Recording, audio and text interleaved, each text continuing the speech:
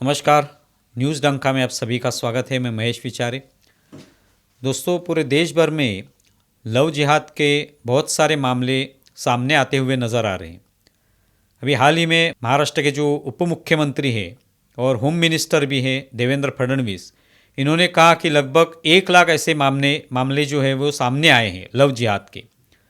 तो एक इतना गंभीर एक प्रश्न पूरे देश के सामने है, ये दिखाई देता है। आज तक ऐसे अनेक घटनाएं अलग अलग राज्यों में हमारे सामने आई, चाहे उत्तर प्रदेश हो, राजस्थान हो, महाराष्ट्र हो, मध्य प्रदेश हो। अलग अलग राज्यों में इस तरह की घटनाएं दिखाई दे रही हैं, लेकिन कुछ लोग उसके बारे में बोलना नहीं चाहते। वो कहते हैं कि ये एक कोई एजेंडा है, ये कोई झूठ फैला रहा है, इस तरह का कोई लव जिहाद होता ही नहीं है। लेकिन आज अलग अलग राज्यों में इस तरह की घटनाएं होती हुई सामने आ रही हैं। उसके बारे में एफआईआर दर्ज हो रहे हैं, लोगों को पकड़ा जा रहा है। अनेक इसमें जो पकड़े गए जो युवक हैं, जो कि मुस्लिम समाज से हैं, उनके नाम उन्होंने हिंदू रखे थे। बाद में वो पता चला कि वो मुस्लिम हैं, इस्लाम धर्म के वो हैं। इस तरह की बातें सामने आई हैं, तो इस तरह के एफआईआर दर्ज हुए, उनको अरेस्ट कर लिया गया है। तो ये कोई षड्यंत्र है, ये जानबूझकर कोई करवा रहा है, इस तरह की बात सामने आ रही है।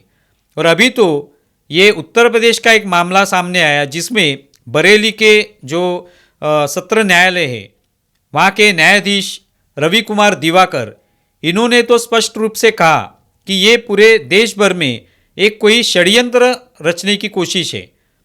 ये षड्यंत्र रचा जा रहा है कि जानबूझकर इस तरह से अपने झूठे नाम, हिंदू नाम रखकर कुछ युवक जो है वो हिंदू लड़कियों को या जो दूसरे धर्म के लोग हैं उनको, उसमें से लड़कियों को फंसाया जा रहा है, प्यार के जाल में फंसाया जा रहा है।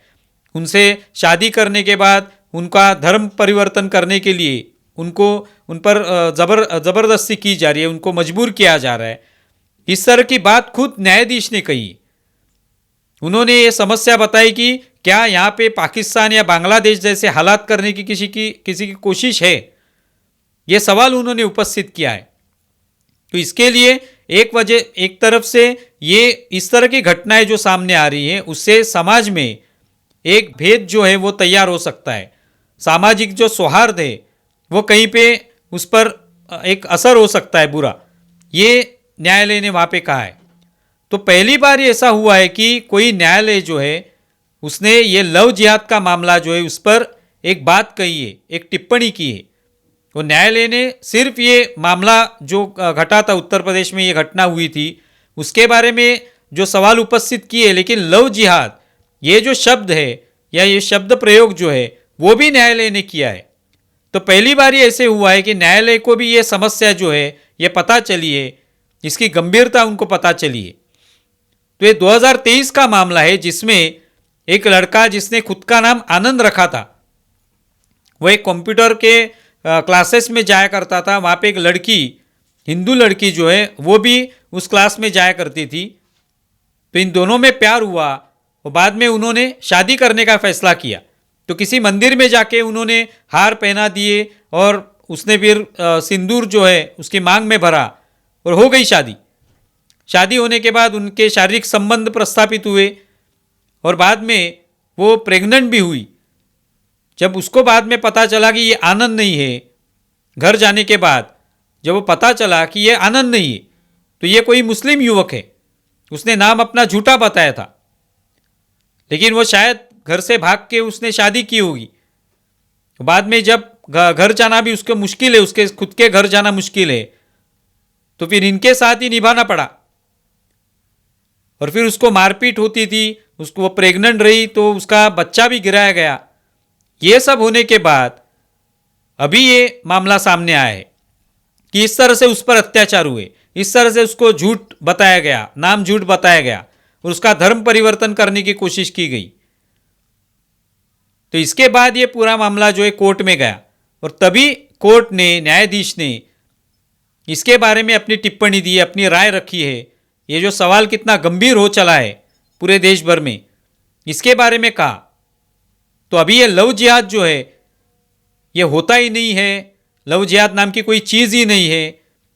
जानबूझकर मुस्लिम धर्म को बदनाम करने के लिए कोई कर रहा है, इस तरह की जो बातें कोई कहता है तो इस पर विश्वास रखना मुश्किल हो गया। अभी इस पर हम विश्वास नहीं रख सकते।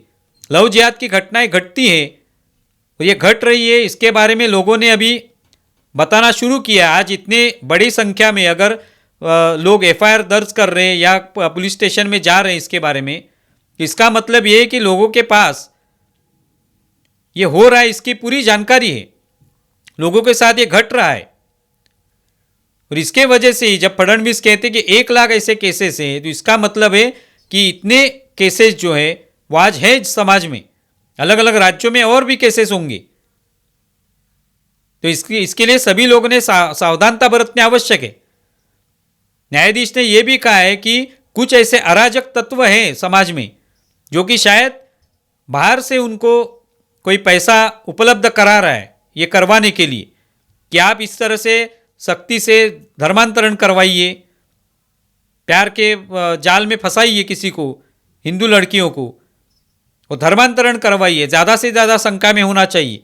तो ये अगर इतने संख्या में हो रहा है, इसका मतलब कोई ना कोई इसके लिए पैसा उपलब्ध करवा रहा है। और इससे ये जो अराजकतावादी जो कोई तत्व है इसमें, जो लोग इसमें शामिल है, उसके वजह से पूरा धर्म जो है, इस्लाम धर्म जो है बदनाम हो रहा है। इस तरह की भी टिप्पणी न्यायाधीश ने की है। तो ये सावधानता जो है ये सभी लोगों को बरतने की आवश्यकता है कि ये कौन करवा रहा है।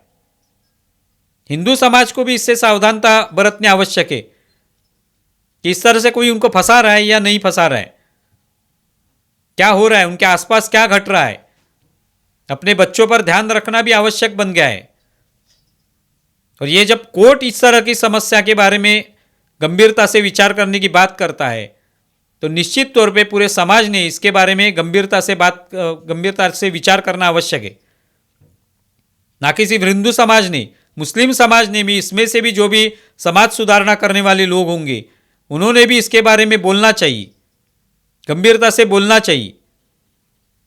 ये कब होगा पता नहीं, लेकिन इस मामले से और कोर्ट ने जो अब ये सवाल उपस्थित किए, इस मामले से इसकी गंभीरता आप पता चली है।